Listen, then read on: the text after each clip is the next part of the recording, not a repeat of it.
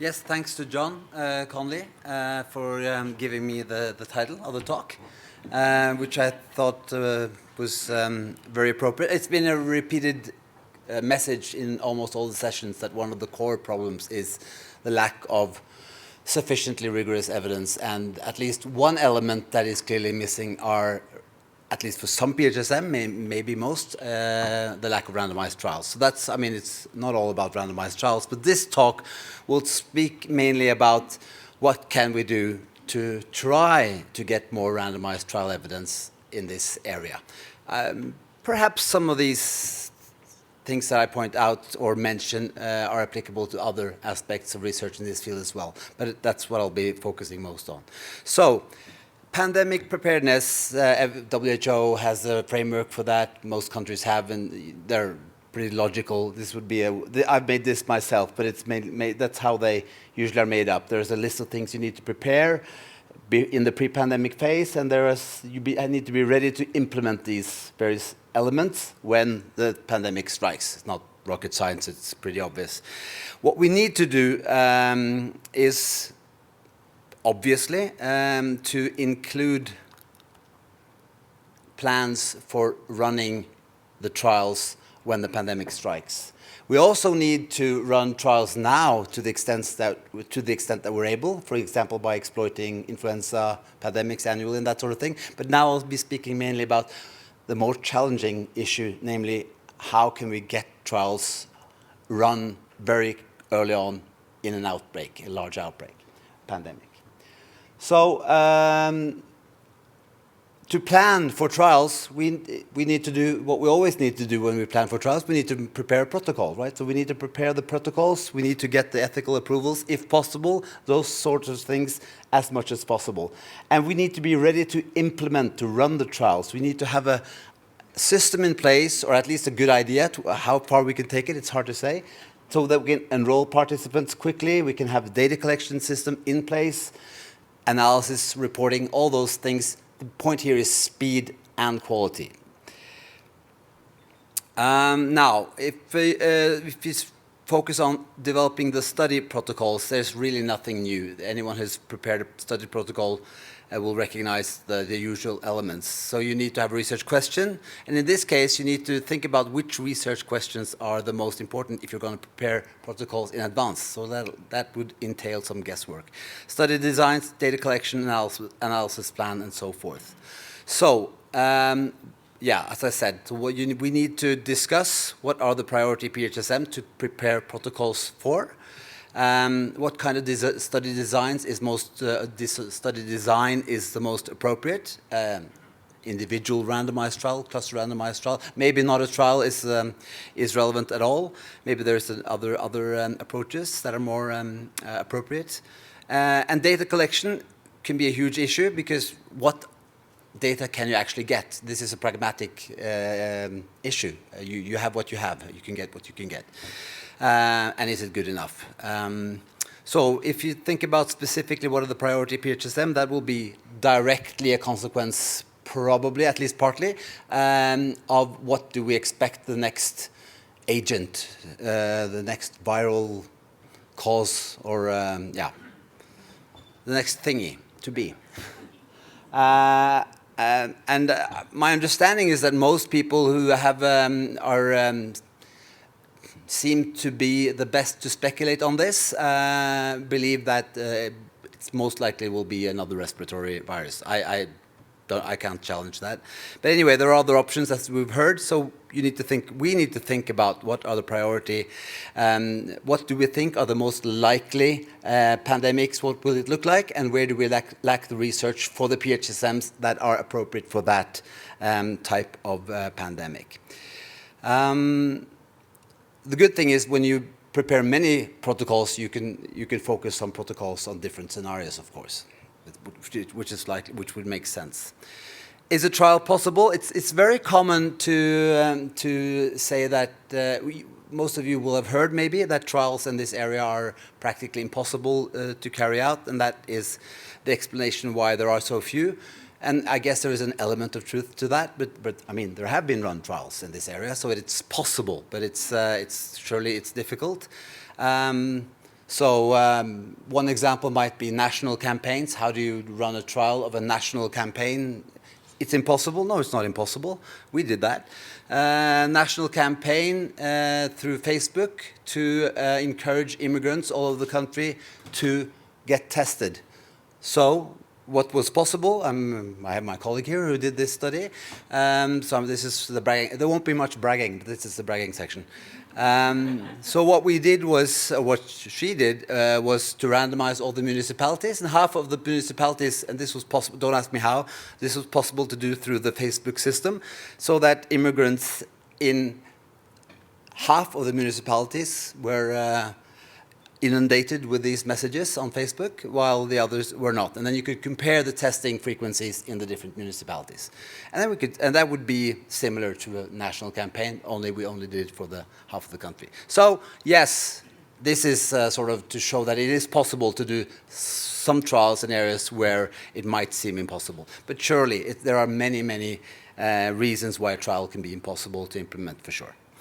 Yes, that's the last bragging. That's to prove to you that we have done the trial. So what data can be used? Can we plan to collect early on in a pandemic when we run the trials that we hope that we will be able to run? And this will obviously vary a lot from country to country and from area to area. But some countries, like our own, we're quite lucky, lucky from a researcher perspective, that there are pretty comprehensive routine data that can be made available also for research and then can be exploited to measure effects of interventions, whether it's test results or testing or absenteeism at work.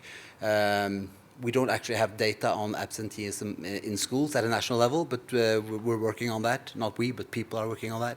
And we have lots of data on healthcare utilization, that sort of thing. But so that might be useful. In practice, we haven't been able to use it so much because it hasn't really, and this is a problem with registry data often, it doesn't always fit exactly what you want. And then you end up having to set up your own data collection system anyway, like a survey, which we've often ended up doing.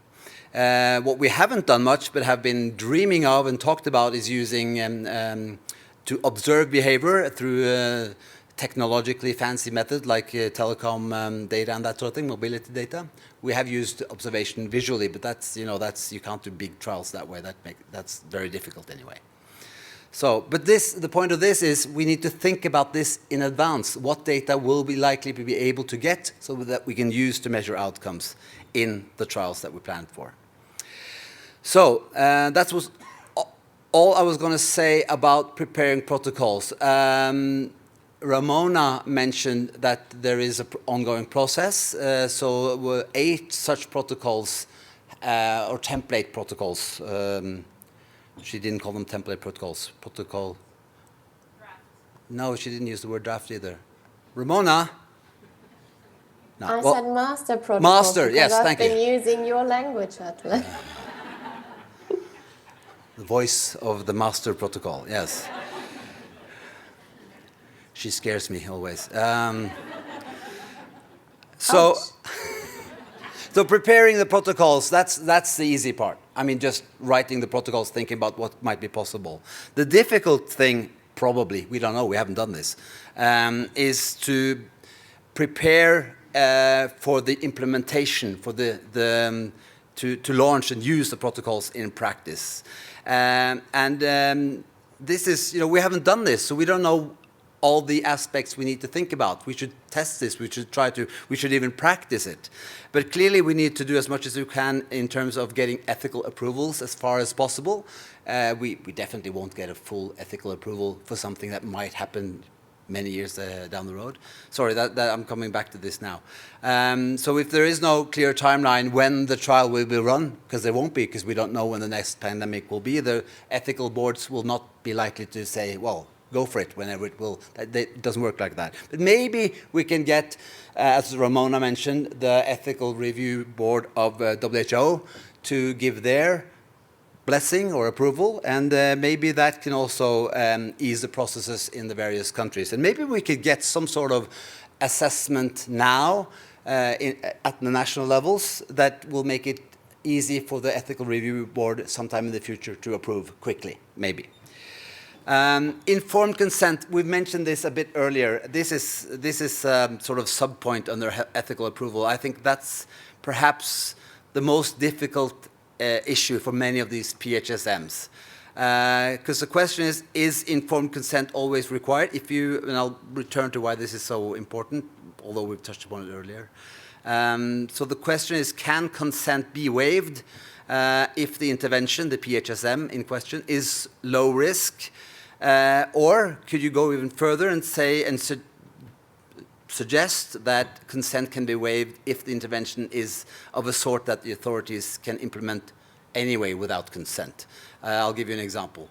So we've mentioned, some of you have heard us mention this before. So in this case, the research question would be, is the spread of infection in schools reduced by installing air purifiers in the classroom? So there are lots of schools that are randomized to two groups. Half of them get air purifiers, half of them don't get air purifiers installed, and then we measure something that is relevant and that we were able to measure, which might be incidence of infection if we have data on that. We don't, so we would have to use, probably we could get absentee data in schools. So in this case, in our country, we would be allowed to do this without consent from the parents and the children.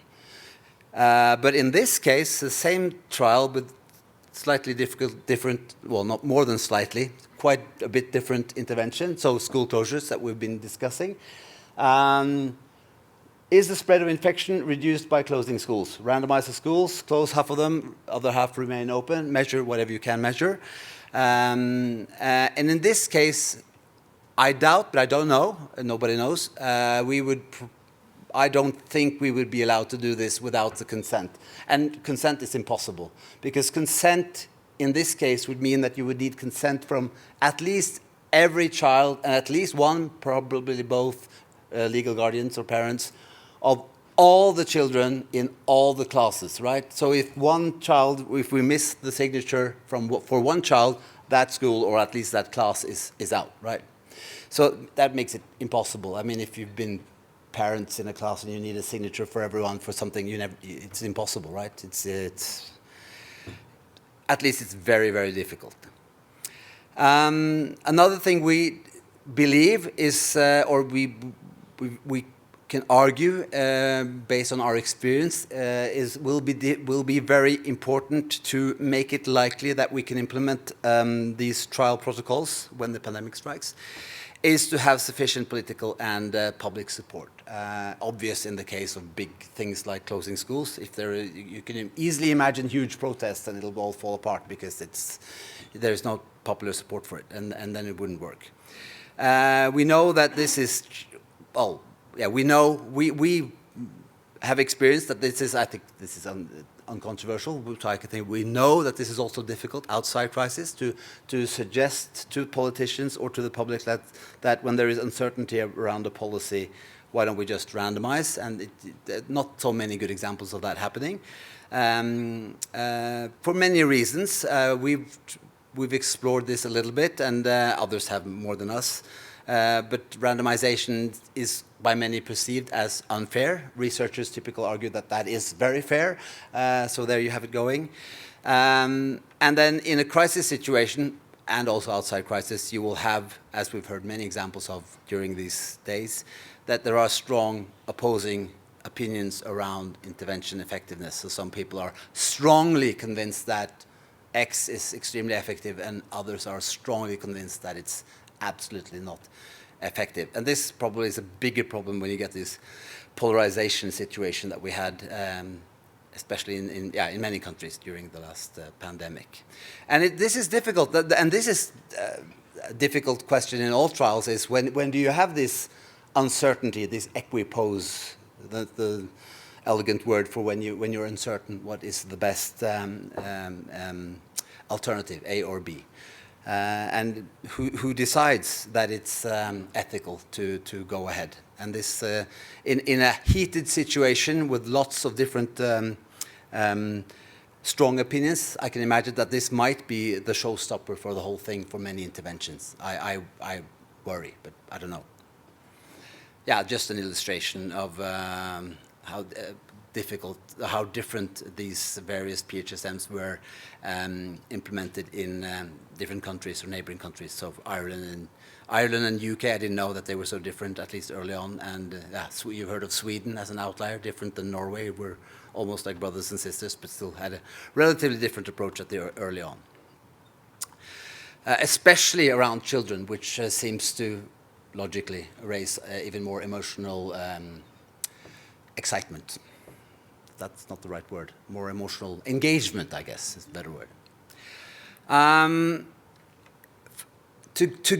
To be able to, so let's say you have all these things in place. You have the ethical clearances. You have the data system collection.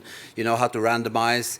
The policymakers are okay with it. The public seems okay, but you still will have, at least if these are large-scale studies. Again, think schools. You will need you need support also for the bureaucrat levels who decide lots of stuff. Like if you're going to roll out something in schools, all the school administrators, etc., need to be on board. And this can be very difficult to, of course, to get in place many years, unknown years ahead of the actual trials.